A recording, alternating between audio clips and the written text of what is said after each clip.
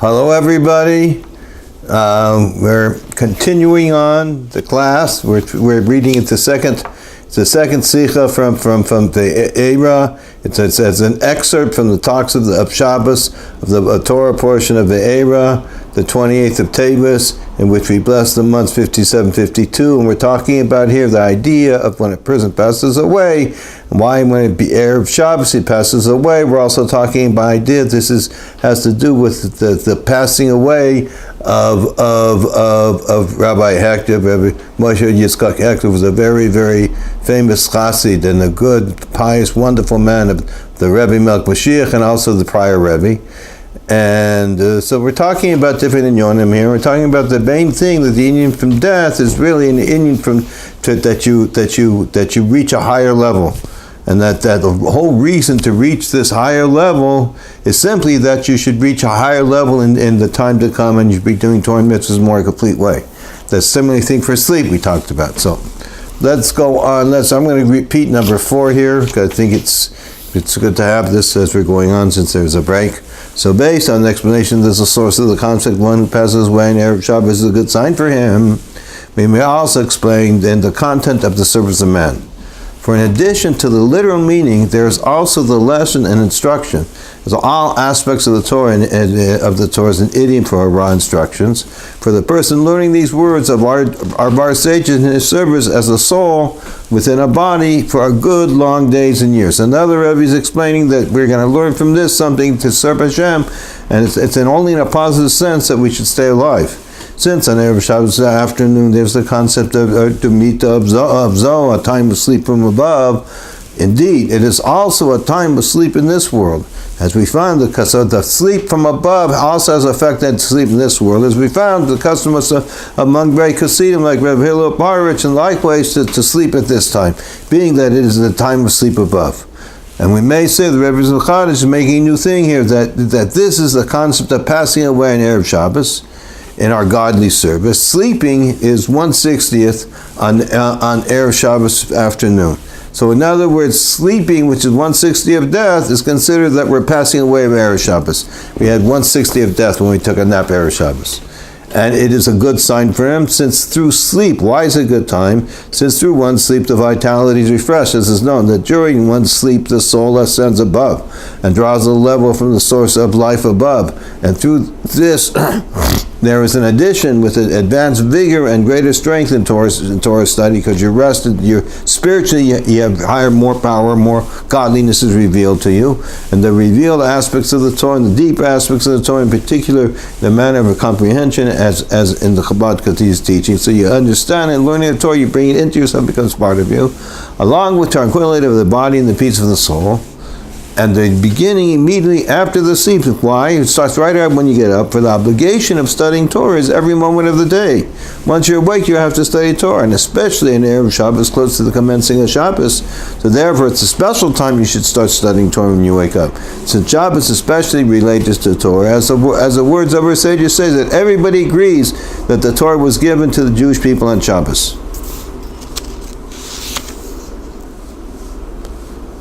Note 42, as noted down on the bottom of page 82, as noted that the refreshed liveliness, enthusiasm, and addition in the Torah study after and through the sleep transpires every night. Wow, this is an amazing thing. However, so every night you wake up, you have a new source of godliness is revealed to you from above. However, on Erev Shabbos, this transpires in a higher manner in accordance with the lofty level of Shabbos study in Shabbos, because the study is a special level when we study Torah in Shabbos. As it pertains to the week in general, Shabbos is the ultimate study of the week, and therefore the refreshment is on the much higher level. So therefore, when you don't go to sleep, your soul becomes refreshed. And on Shabbos, Erev Shabbos, when you go to sleep, your soul becomes like extra refreshed, because the refreshment is based on what you're going to be learning also. So there's a special level, so you have to be especially refreshed to appreciate and to work and to do the Shabbos, the Torah study on Shabbos. Okay, where were we? Okay. So Shabbos is very special, and by sleeping Erev Shabbos, you're rested and you're able to take on Shabbos in a complete way. And we may add an insight in the precision in the precision of the wording. It says, what's it say precisely? It says it is a good sign for him that the sleep on Erev Shabbos, which through it there is an additional and refreshment of liveliness, enthusiasm in Torah studying, is a sign that causes and brings about. This sign is something that's not just a sign that something's going to happen.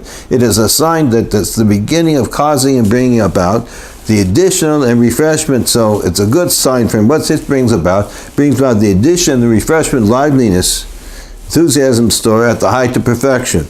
So to him, sleeping on Erev Shabbos, he gets not only the specialness on Shabbos, but he reaches the height of perfection and the revelation of the new secrets that will be revealed by me in the time to come, in the day which is all Shabbos and the rest for everlasting life, and rest for life everlasting. So the Rebbe here is just totally always living Mashiach. So everything he does, he ties into Mashiach. So he says, and it's true, he shows it because whenever he says something, it's so much true.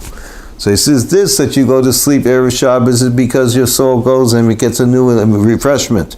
And it can be revitalized from up above. And so it says the Shabbos is so special, so therefore it has a special higher level refreshment in order to do on Shabbos.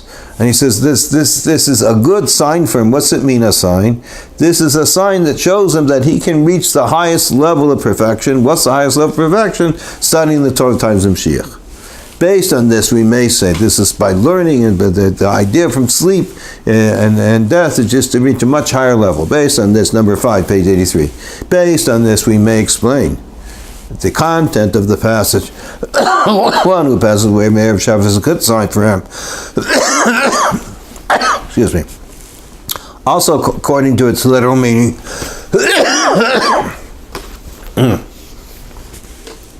just as sleep, so literal meaning that one passes away Erev Shabbos is good. Not just the meaning we talked about that you reach a higher level. Just as sleep is 1/60th death for the first time of Adam. And Erev Shabbos was in order for there to be an additional and renewal of life. So the first time he fell asleep was 1/60th death. He did this so he should have new life, similar to the death on Friday, ushering the Shabbos. It is in order that there be an additional renewal of life. So when a person passes away on Erev Shabbos, is that he should have a new special life, something special that was greater than before.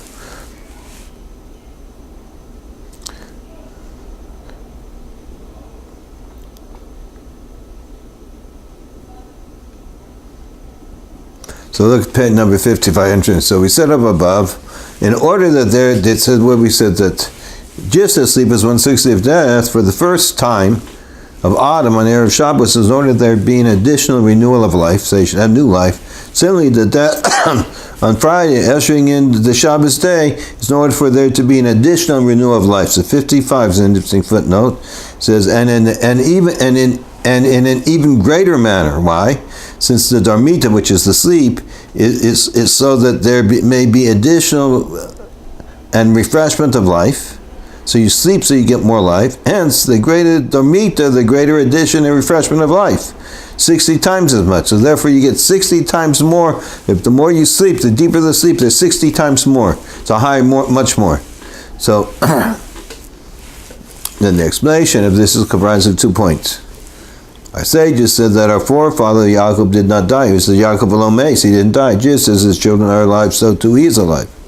That through the continuation of life of his children, true life in accordance with the Torah and connected to Yaakov, indeed, so too he is alive. In other words, since his children are continuing doing Torah and mitzvahs, continuing serving God, that's the Torah of the way of life, so he is also alive, because his children are serving this.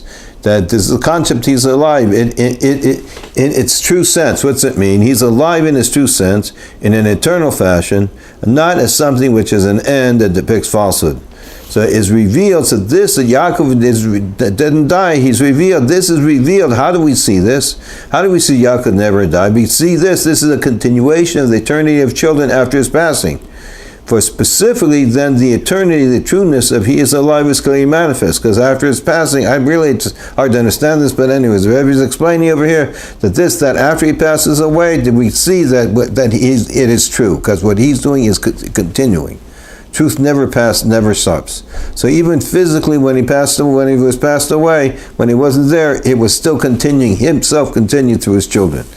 That is, thus through the passing, in addition, and renewal of life is brought about. So therefore, when you pass, you get into the manifest of eternity and trueness of life. So this is manifestation of the eternity and trueness of life, because when a person passes away, there's a renewal of life. And we see that for the children of Yaakov, the Jewish people are following what Yaakov wants. They're doing it. So through his seed shows that this is a manifestation of eternal life through his seed. There's renewal of life. That's one. Now this is mainly talking about through Yaakov's seed. We can see that they're all good Yiddish people, as we see. The Jews are good people. All the seed are good people. So therefore we see from this the eternity of him. And mainly because Yaakov never dies. You continue for every generation, forever and ever. 2. And mainly, the departure from life upon passing away is in order that there be an additional renewal of life as a soul within a body. So the main thing is not that you die and that you come back and that and that your children continue to do your work, so therefore they see what you did is eternal and real. But the main thing is that you come back and be able to serve Hashem, a soul within a body, with the resurrection of the dead, which then will be a life. Then there will be the life of a soul within a body, eternal life. And this attains, the main thing is to come back into this world. And this attains greater appreciation, since at the end of Tractate Kesubos, this is the one talks about marriage contracts. After the preference of it says one who passes away in Erev Shabbos, near the end of the tractate. So it says first talks about at the end of this Gemara, one passes away end of Shabbos, and thereafter that it talks about the resurrection of the dead, that in the future the righteous will sprout up and be resurrected in Jerusalem. In the future, the righteous will arise up with their clothes, a forte from a wheat kernel. The souls within physical bodies in this physical world, in which everything will be then at the height of perfection. That's talking about the time to come, such as in the future the wheat will grow like a palm tree and escalate to the top of the mountains, where the wheat kernel will be the size of 2 kidneys of a big ox, as a continuation of Talmud. In other words, everything will be so amazing, and everybody will cut up in their special clothes, and everything will be wonderful. So this is time to come, and this is talking about that there will be additional life. The Rebbe is emphasizing that we'll have more life than before. That there allows them beautiful clothing, it says, and everything will be much greater. And based on this, when we say the explanation of one who passes away in Erev Shabbos, we're on page 86, is a good sign for him. Since on Erev Shabbos is emphasized that the departure of life is so that there will be an additional and renewal of life. Hence, death occurring on Friday, ushering in the Shabbos, is a good sign for him, that his passing is in a matter that it is clearly emphasized only the good aspect in it, namely that an additional renewal of life, both via the addition of eternity and the truthless life to the fact that his children are alive, as well as mainly via the resurrection of the dead soon after the burial. So let's go over. So the Rebbe is saying that we have the good sign in both ways. Let's read this over again. Since on Erev Shabbos is emphasized that the departure of life is so that there will be an additional renewal of life. Like we said before, you come to a higher level of life. Hence, death occurring on Friday, ushering in the Shabbos day, is a good sign for him. That his passing is in a matter that is clearly emphasized, only the good aspect in it. What's the good aspect? Namely, that the additional renewal of service, that there will be new service and new renewal of life, both through his children, like it says, the addition of eternity and truthness of life, and the fact that his children are alive, because truth never stops, and as well, and mainly via the resurrection of the dead soon after the burial. And this is a good sign, portrays and emphasizes the correction of the undesirable aspect of passing away. This good sign makes it that and automatically also corrects the reason why Rebbe Yehuda is crying due to the lack of Torah and commandments after his passing. For when the righteous are resurrected in the days of the beginning of the days of Mashiach, 40 years before the era of the resurrection of all the Jewish people, there is a continuation, the fulfillment of Torah mitzvahs. On the contrary, with greater perfection. So when they come back into the world, they will be doing everything much greater way.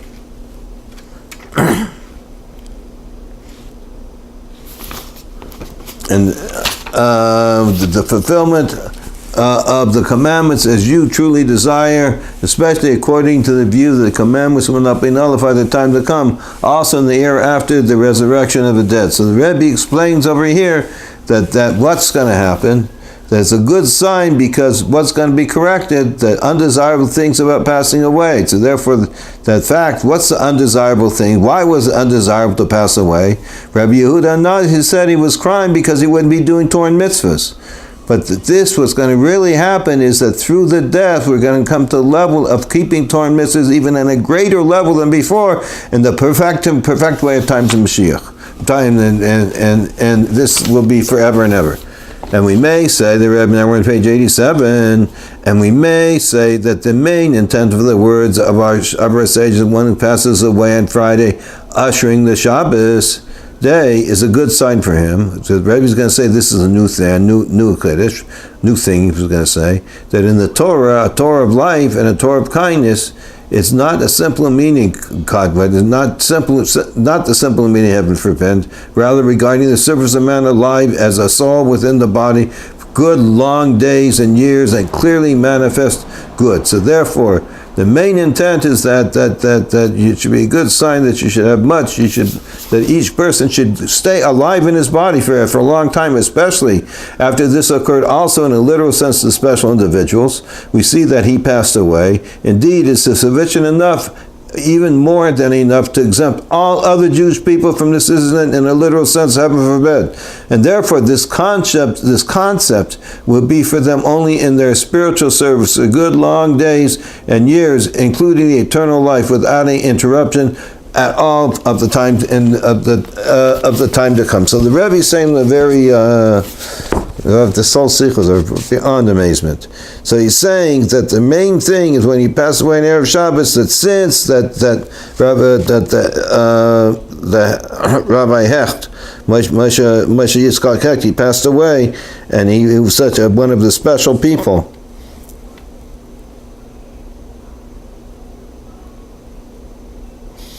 So there's some special. So therefore, since he did this, he took care of the tikkun, the fixing up the negative aspects that you have to mamish pass away. And now we're only really worried about the spiritual aspect was all positive, because he were already exempt. This already taken care of. There's no need to die anymore. The idea from death, the tikkun, the fixing was already fixed. The souls, the bodies are already purified. We don't need to die. This is what the Rebbe says, and he says is to accept all other Jewish people from this incident in a literal sense. Nobody should die, heaven forbid. And therefore, this concept will be for them only in their spiritual sense, for good long days and years, including their eternal life, without any interruption at all of the days of time to come. So this is the Rebbe saying that the whole idea for Torah is life. So everything that has to do in the Torah has to be with life. So the whole reason for something for death is not death, is really to reach a higher level of life. Now we're in number 6, page 88. The above spoken especially related to the incident of one passing away on Friday, ushering in the Shabbos in the literal sense on this Erev Shabbos. And by way of preface, so this happened the Erev Shabbos he passed away. This Erev Shabbos. And by way that this was passing away with way of Rebbe Moshe Yitzchak Hecht. And by way of preference, although it was a private incident for all individuals among the Jewish people, in other words, this is something private. Nevertheless, in addition to the fact that each and every Jew is a whole world, the Rebbe is going to explain how wonderful each Jew is, and each and every Jew is part of the Jewish people who are one complete structure. Moreover, it is in regard to a chassid and a devotee, and it's talking about this person was a chassid and a devotee. It's very given over to my revered father-in-law, the Rebbe, the leader of the generation, the Frierdiker Rebbe, who sent him, the priests above sent him with a mission of establishing, directing institutes which spread Torah and Judaism and the wellsprings of Hasidus teaching outward. And so therefore his job was to do all of this. So this is a special man, and he did special stuff, right? And he was occupied in fulfilling this mission through all the days of his life until his last day. On Friday, the ushering in the Shabbos, in which we bless the month of Shvat, with the 10th day, which the 10th day is the yahrzeit, the culmination of the service of the one who sent him, my revered father-in-law, the Rebbe, the leader of a generation, as spoken earlier. Most certainly this contains a lesson and instructions that living shall take them. So in other words, he was a very big chassid, and he was very given over, and therefore what he does is a sign for all of us, and we must take a lesson from him. He's a special person, and Hashem makes something special. Somebody special is to point out something. So the Rebbe say we have to really learn from him something special in serving today and every day of our life. Especially, we're in the bottom page 88, especially regarding the continuation of Shlichus, the mission, the service of my revered father-in-law, of the generation given to his whole generation, to the spirit in spreading Torah and Judaism and the wellsprings of Torah's outward. So we have to learn something for our lives, and a lesson that we should learn, and especially regarding the idea of continuing what the Frierdiker Rebbe set up, the idea of Ufarat spreading in Chassidus throughout the world.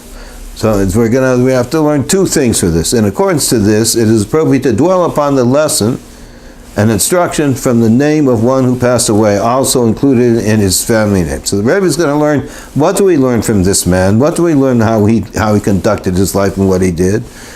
And who he was, how special he was. We can learn this when we learn a lesson from his name. His two names, we're on number 7, page 89. His two names, Moshe Yitzchak. First most alluded to this kashrus being bond to my father-in-law, the Rebbe Moshe. It says that each Rebbe is the Moshe of the generation. That there's an extension of Moshe in every generation, the Moshe of our generation. And Yitzchak is the second name of my revered father-in-law. So Moshe goes on the Frierdiker Rebbe himself, because he's the Moshe Rabbeinu of a generation. And Yitzchak is his second name as his revered father-in-law, denoting joy and laughter. It says, whoever hears this will laugh for me. Yitzchak, which is the main and ultimate joy in the future redemption through our righteous Messiah, that the first Redeemer is similar to the last. As the verse will say, then our mouths will be full of laughter, and we will say to Yitzchak specifically, you are our father. So now it's talking about the first thing is Moshe, that he's tied to Moshe. The second thing he's tied to ultimate joy and happiness, which has to do with when the Mashiach comes, when the Mashiach is revealed, and when the final level, when the Beis HaMikdash, will be totally joy and happiness. And since Mashiach's already here, we're already in a level of joy and happiness. And we may add that an explanation of the content of the two names in relation to his service in fulfilling the mission of my revered father-in-law, the Rebbe. So what was the special thing among the difference between Moshe and Yitzchak? Moshe Rabbeinu, Moshe lived 120 years, as the verse says, today I've reached the age of 120, today my days and years are complete. The completeness of years of man, and his days are 120. So he completed the service of man. Moshe Rabbeinu lived 120 years, Moses. And his service upon the earth, and Yitzchak lived 180 years. The ultimate perfection of a long life, more than the other forefathers. Yaakov lived 147, and even Avram lived 175. So therefore, Moshe has to do with completing your service of your service of days here, and Yitzchak has to do with additional service. That the unison of both of them in one person's name denotes the additional perfection to complete the service of 120 years through the long 180 years. So you have moreover, that this is also an addition is done in the same manner as necessary in the service of 120 years. In other words, so he has an additional longer time to do even more complete, to more refine, a better service. His long life is still working to make him totally complete in what he's supposed to do. He doesn't stop. Now Rebbe is going to talk about this, and this is in the service of Hashem. He's going to explain there's different levels. Let's go inside. We're on page 91. There are those who conduct themselves as such that after they occupied with their service for a long time and merit to see good fruits of their labors, they think that the time has finally come for them to rest from their great efforts in their works, their service, and therefore they are eagerly waiting for the culmination of the service, including the perfection of this in the days of Mashiach. So they say, it's a common thing. I tell people Mashiach's here. They said, if Mashiach's here, everything's done. Then I'm just going to take it easy and wait for it to happen. Everything happen. I don't have to do anything, because it says we already did the work to bring Mashiach. We already refined the world. Why do we have to sit and push ourselves to do more and more? Just take it easy, chill out. That's what some people say. And there are those who conduct themselves in that, chill out, things will come to us. Things are already coming.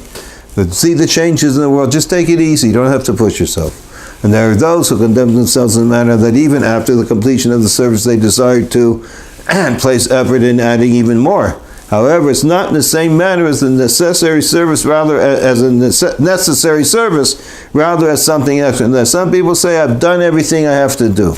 And everything's done, everything's clean, the house is perfect.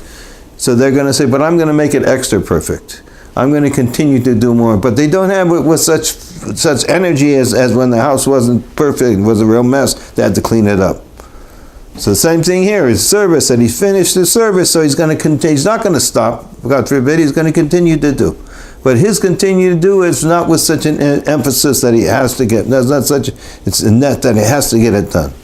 And the true perfection is emphasized in the unison of the two names, Moshe and Yitzchak.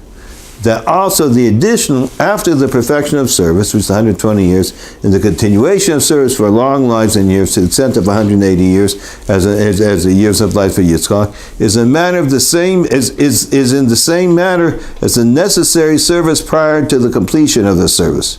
In other words, as seen in the context of, in other words, that every day we still have to continue to serve Hashem in a complete way, and we have to continue to do everything we can to serve Hashem and make the world even more beautiful, more beautiful. There's nothing to stop us from being having more energy, enthusiasm, realizing that every day is a special day, and every day we can add in a complete way and a completeness, because whatever we did now, we can even make more beautiful, more complete. And I have to finish it just like when it wasn't complete. Then this is seen by the conduct of the one who passed away, that he was not satisfied with the perfection attained so far. Rather, he continued to be occupied with all aspects of service, with the same enthusiasm, vitality, and joy. He had done a lot and it's emphasized also in the name of Yitzchak, in order to enjoy that all the days of his life until the last day, as seen from the questions and the manners of directing institutions, was derived here also in the recent days. So in other words, until his last day, he was full of joy and excitement doing his service, serving of Hashem. Even though he could have said, it's time to retire, I've done a lot, I've helped out, I've opened up, because of me, many institutions have opened out, tens of thousands of people have been turned on to Yiddishkeit, I'm helping the Rebbe, I'm doing all these special things. He could say, I'm going to continue to do more and more, but I'm going to do it because in peace, because I've done everything. No, he didn't do it. He did it as though just today he had to finish and make everything perfect, and he couldn't stop. He had the same enthusiasm. What's the time? 27.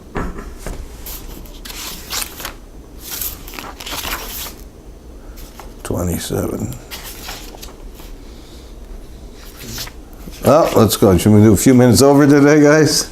Okay. Number 8. Would be a few minutes longer than 30 minutes a day. And we may add to the above offering and so far we explained Moshe and Yitzchak, right? Talking about Yitzchak's happiness, Moshe is tied into the Moshe Rabbeinu of the generation, and also talking about the way they live, that even though everything is done, we have to continue to do more and more, as though everything wasn't done, with the same enthusiasm, to be so excited to finish up. That's the major job, to reveal Mashiach, to reveal the Rebbe, to come to the third base of Mikdash. We finished everything, everything's done, but we have to continue in the same strength. And number 8, we may add to the above, and by offering an explanation of the allusion, the name of the family Hecht, what's hinted in the family Hecht. The name of a fish, which although is a predatory fish, is an innovative fact that it's a kosher fish. Moreover, it is especially favored for the fulfillment of obligation to eat fish on SHabbos. In other words, carp is one of the biggest fish they use, especially in making gefilte fish. So this is a special Shabbos fish, but it's a predator fish. And the footnote, he explains that it's not like a predator fish who really grabs things. It says it opens its mouth up and everything flows into it. And so therefore, it's not like, it doesn't have a vicious nature of predator creatures where it grabs after everything. It says also similarly, this says that by the advice, and he's going to eat the large sea serpent by just opening of his mouth, and they're going to run into its mouth. Anyways, let's go further. Okay. So the fish, it's a fish, but it's a fish that a predator fish. Fish, it says, what's fish? Water covers over them, and no evil eye imposes threat upon them. And similarly regarding the children of Yosef, and so therefore they know the evil eye can't affect them because they're covered with water, including the children of Yosef, including especially the children, the disciples and emissary of Yosef of a generation, my revered father-in-law, the Rebbe, the leader of our generation, about whom it is written, they will multiply like fish in the midst of the earth. So by that, in other words, that the Frierdiker Rebbe is going to have lots of Chassidim. We are all his Chassidim also. And moreover, specifically, a predator fish. Why? Not just a fish, a predator fish. Similar to what is written by Benjamin. It says, Benjamin is a wolf that seizes prey. He says it's holy prey. What's this? This refers to the general service of refining and of elevated sports of holiness that he grabs, which sees from the matters of the world and elevate them to holiness, to elude them in the numerical, as alluded, the numerical value of the Hebrew word teref, prey, namely 288 plus 1. So, which alludes to the 288 sparks, which fell down into this world upon the shattering of the vessels of Tohu, which are refined and elevated to the holiness, to the drying down and forth, the revealing of Aleph, the one, namely the Aleph, the master of the universe. So, he's saying something here. So the second level was fish, and one is fish doesn't have ayin hara, and the second one is a predator fish. So with predator, he says, who do you see as a predator? It says, Benjamin is a predator. He grabs a prey. He grabs. So he grabs. So what's he do? He grabs from the world, the worldly matters, it elevates them, the spark, elevates them to holiness, as it's in the word teref, which is 288. Now, when God created the world, after the first sin of Adam and Chava, it says the sparks, there was these holy sparks, very high level, that couldn't stay enclosed in vessels. They fell down, these sparks fell down and shattered, and their vessels somehow fell down into this world. And for us and by us elevating these sparks and bringing them to a higher level, so therefore, by working through the world, we're able to elevate these sparks and refine them even to a higher level. How do we do this? We do this by the one, by being the Aleph, namely by the master of the world. So with Hashem, we're able to elevate the 288. That's why the idea from Taref in Hebrew, which means to pray, is 289, which 288 sparks that we have to elevate to this world. And finally, and it's done through the one, through the Aleph. And we may say to the above that by explaining the connection to Erev Shabbos, when the fish are prepared for Shabbos, whoever toils on Erev Shabbos shall eat on Shabbos, in accordance with the words of our sages, remember, before Shabbos. And now it says, okay, so we say in Erev Shabbos that when we're preparing fish for Shabbos, whoever toils on Erev Shabbos eats on Shabbos. We're on page 94. In accordance with the words of our sages, remember, it says remember, it says remember Zachor, V'Shamor, remember and guard. It says remember before Shabbos and guard after it. What's that mean? And here they deduct that we add from the mundane weekday to the holiness of Shabbos, i.e., we take Shabbos before Friday night begins, that's adding, that's remembering, that's adding, and we end the Shabbos after Saturday night begins. And that's that. In other words, Shamor, but Zachor Shamor, that we continue to guard. The Shabbos should be extra. This is analogous to the wolf. We're talking about that Benjamin was a wolf who pounces from before it and from behind it. The wolf pounces, when he pounces for its prey, it goes in front and behind. It goes any way he can against its prey, from before or behind. Which this alludes to the completion, the culmination of 6 days of the work in refining and elevating the mundane entities of the world. How does this happen? That also they ascend and are incorporated in the holiness of Shabbos by adding from the mundane to the holiness. So this, the Rebbe is explaining that what do? We take from the weekday and we make it Shabbos. You take on Shabbos before it actually gets dark.